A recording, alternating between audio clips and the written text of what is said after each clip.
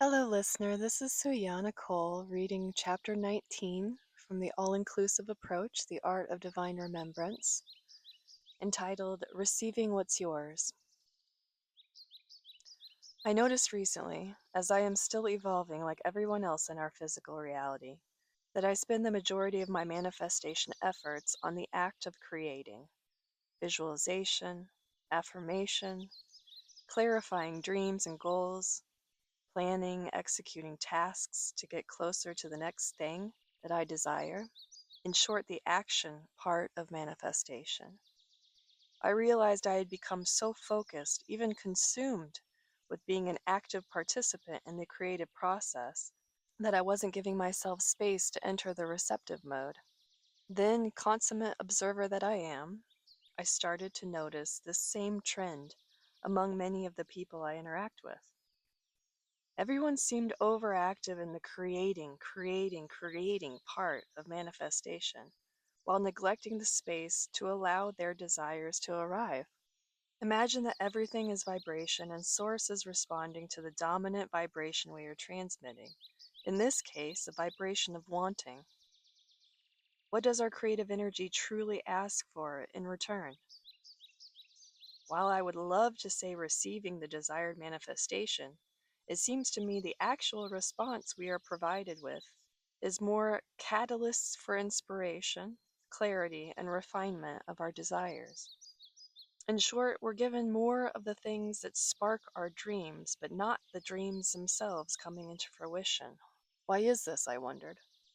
Why is it that when we are in the act of wanting and creating, the state of receiving seems so inaccessible?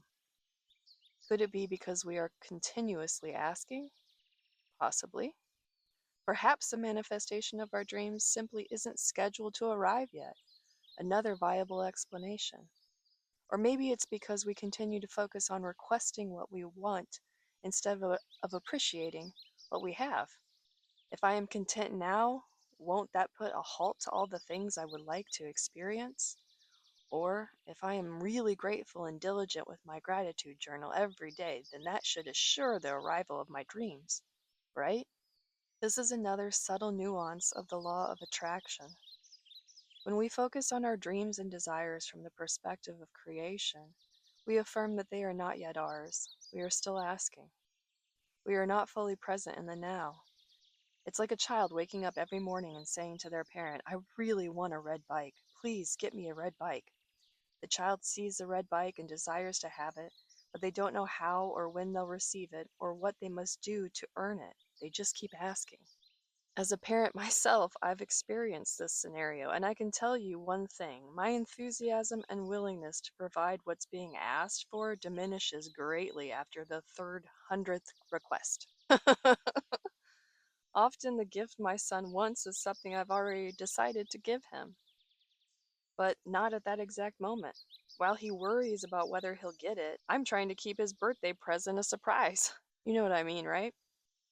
I'm not suggesting that source energy becomes exhausted or annoyed by our repeated asking, but we are free to trust that what is meant for us will come without the need to obsess or micromanage the process.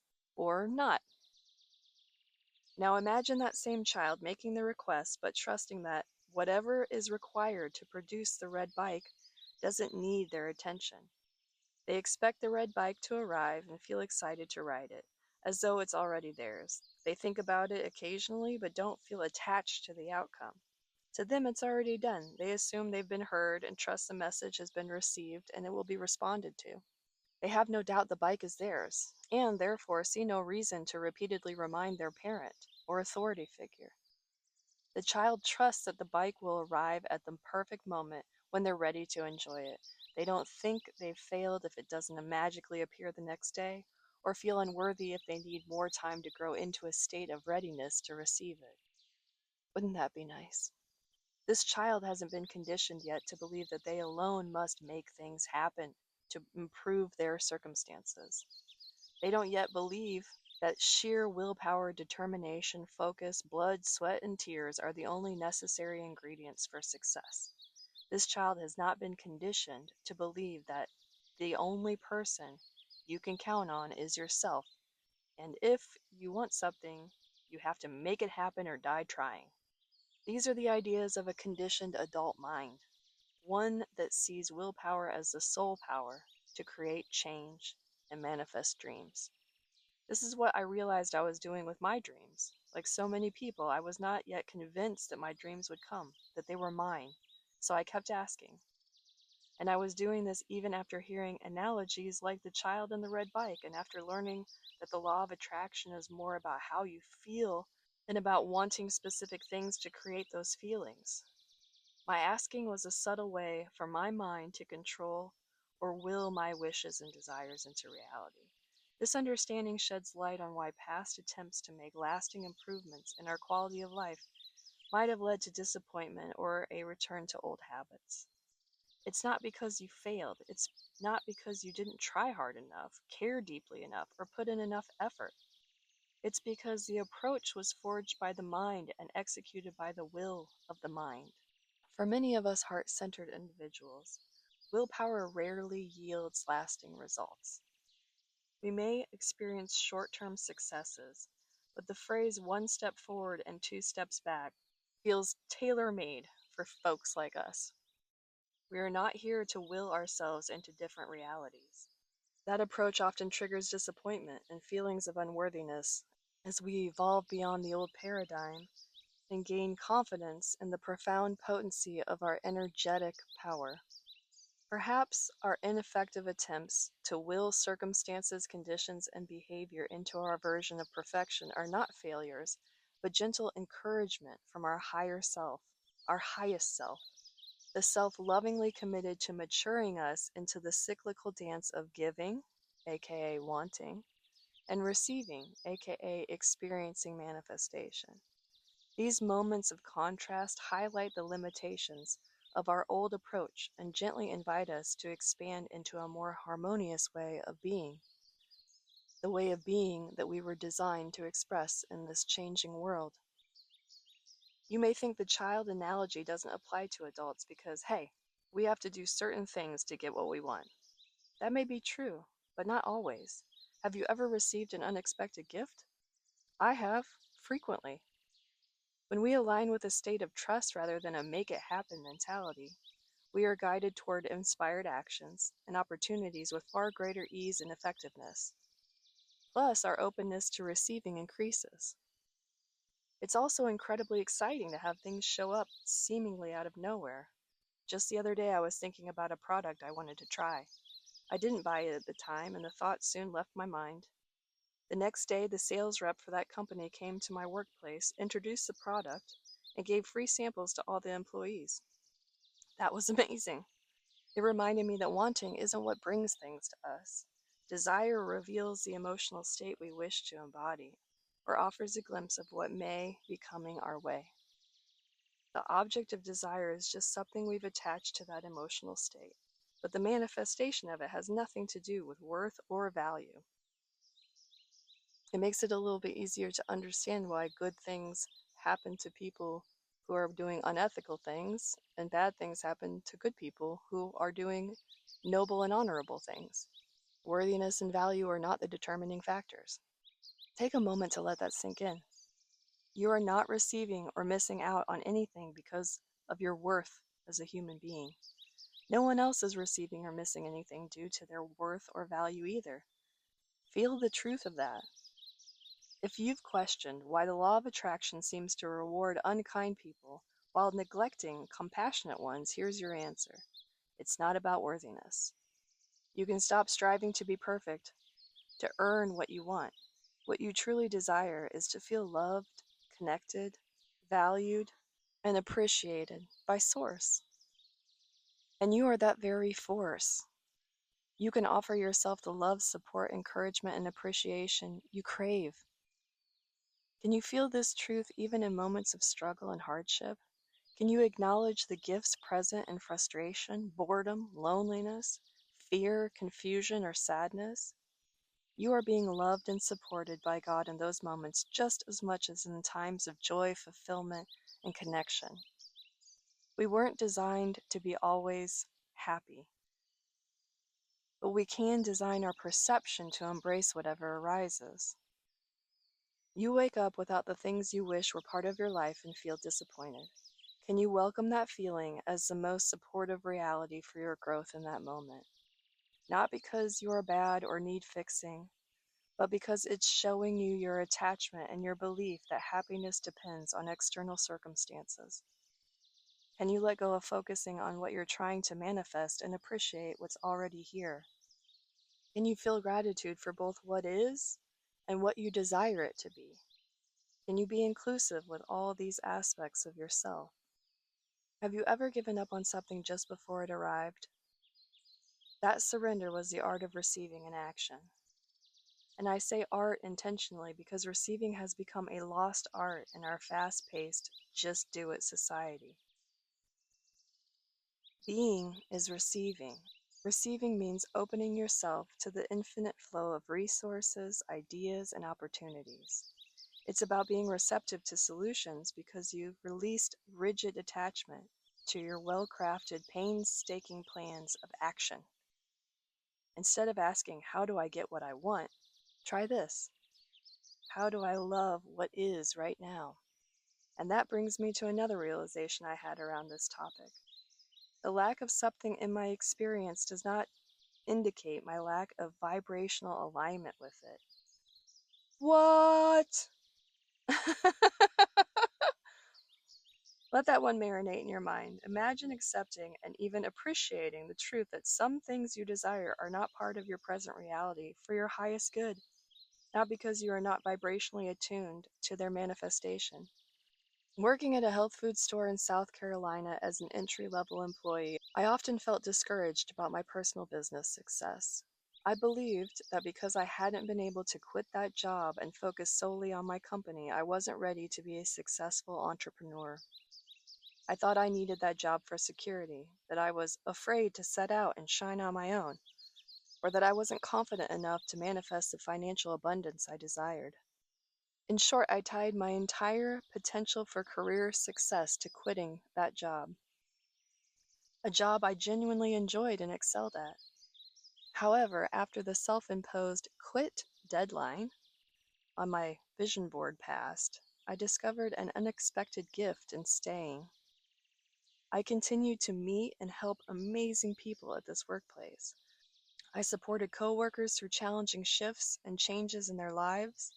I even received clients for my business while working there.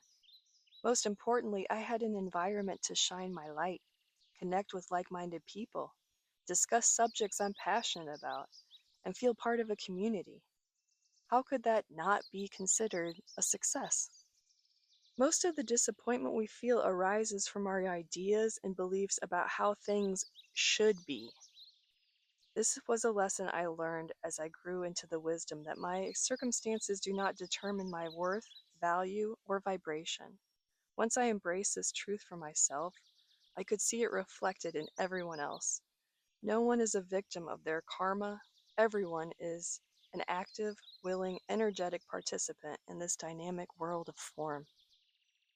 Often we remain stuck in the create, clarify, ask, affirm loop because of an underlying feeling of unworthiness. We believe we must earn, heal, clear something before we can receive what we desire. Approach this inclusively and ask yourself, who is withholding my good from me? Is it God, Source, an infinite intelligence? If so, why? What did you do or not do to fall out of favor?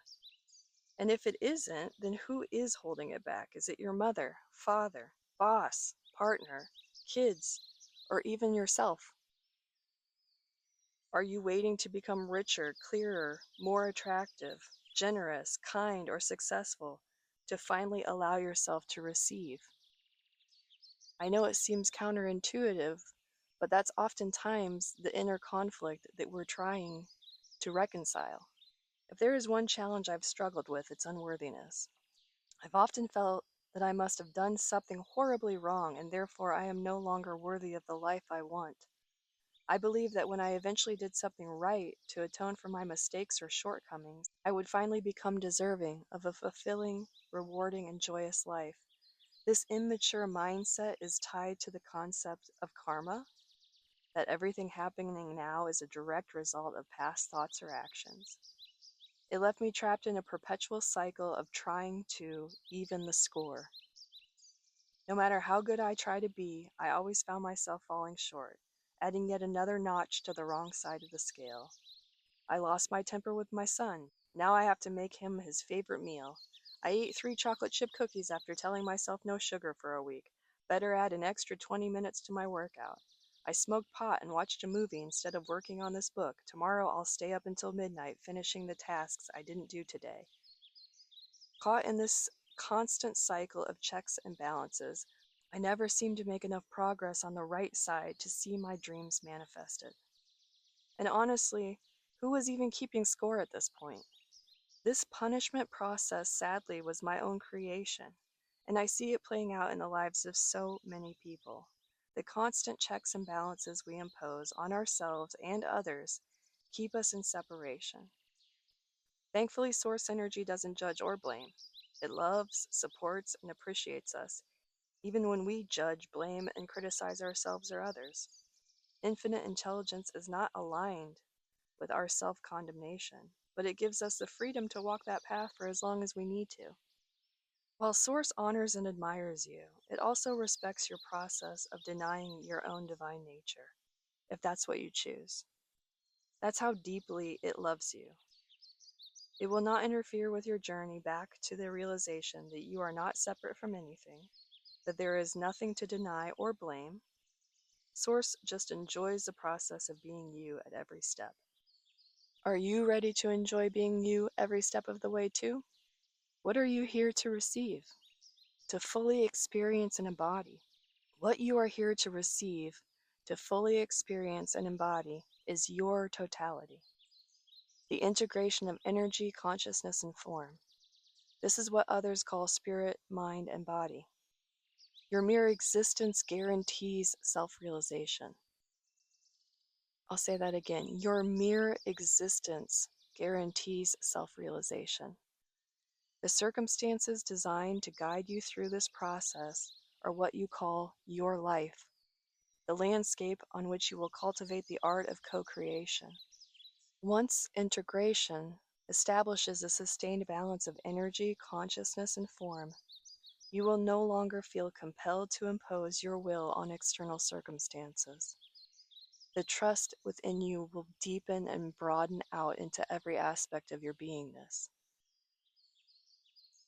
You will rest in the awareness that every moment is a gift of expansion to be received with openness and appreciation.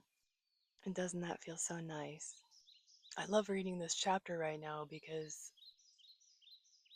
things were going really good for me in many different areas of my life.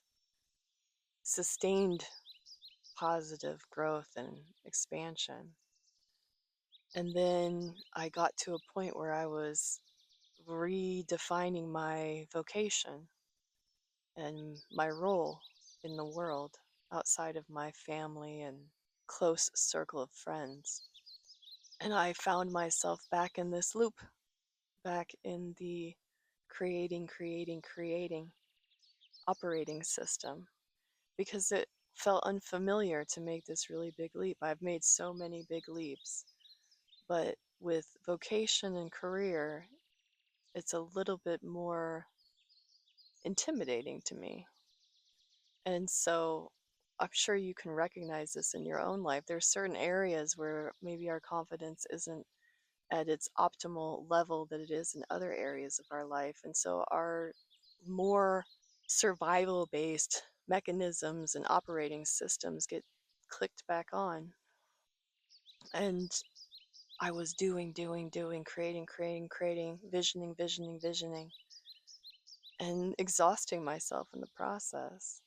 So while I'm reading this, it's like a nice reminder to me to rest in the art of receiving, in the willingness to be inspired, to accept insight and guidance. And we'll continue diving into this as we move into the workbook content for this chapter. So, starting with the reflection on chapter 19, We're going to just jump right into it. Creation is powerful. The reception is sacred.